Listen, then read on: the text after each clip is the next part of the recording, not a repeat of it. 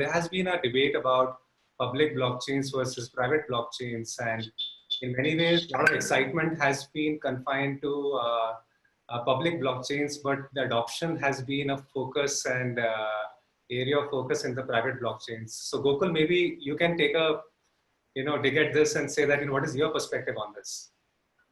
Sure.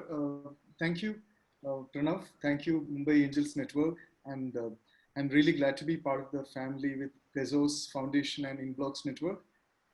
First of all, I would like to say that the classification, the public versus private blockchain, is partly ideological, partly technical, and partly philosophical. And perhaps in the long run, this may not hold any reality, because I am sure even when we started thinking about internet, if you look at the history of internet, we had thousands of nets. FidoNet, ARPANET was just one among them, which eventually became the bigger umbrella for internet. So likewise, perhaps 30 years down the line, we will only be talking about a family of nets or family of chains.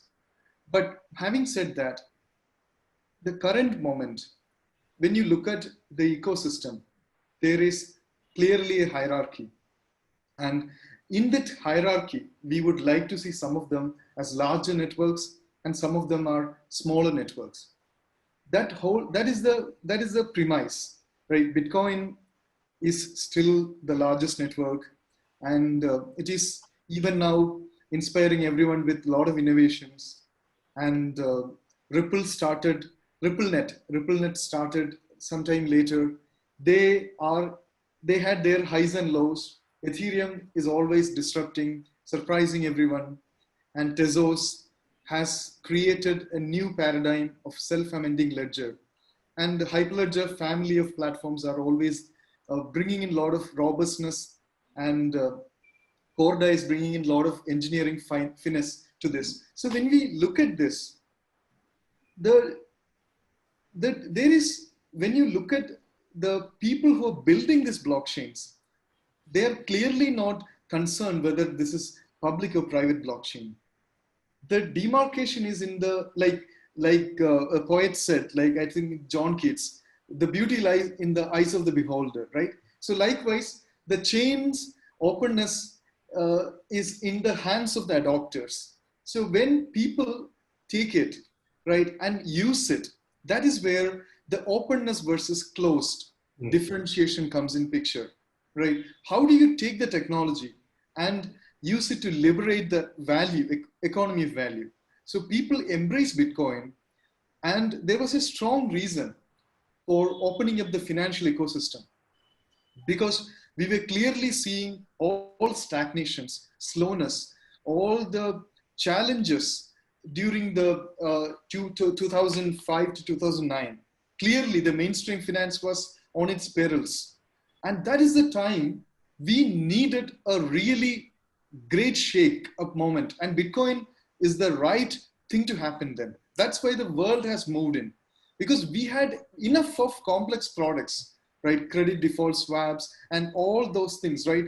Secondary derivatives, all of them really created an intricate web in the world of finance. And Bitcoin really opened it up with the beauty of cryptography and consensus. So Gokul, if I can get Scott into the conversation. Yes. So Scott, I think Gokul made a very important point that somewhere the market opened up because of advent of blockchains, and definitely what he's saying is that public blockchains and private blockchains, it doesn't matter. What matters is applications and what kind of impact they can create in a different thing. To summarize my point, I would like to say everyone, be it the people who are working on apparently the closed blockchains, they also want to integrate into the world of finance, integrate the world of economy. There is no one who really want to keep it private unless they are working for highly confidential use cases for government, defense, or some very strategic sectors. Just to step in there very quickly, with some of the advancements with Tezos in particular and other public blockchains, you do have, like, for example, we'll have ZK Snarks and meta transactions. So, you know, that privacy feature will be available on public blockchains as well. So you'll have the added benefit of a public blockchain with the sort of the privacy centric features, which, you know, enterprises are looking for, which is why they're turning to, you know, private blockchains at the moment. So, you know, it is coming very slowly. But, you know, that is where we're seeing the sort of trend going forward.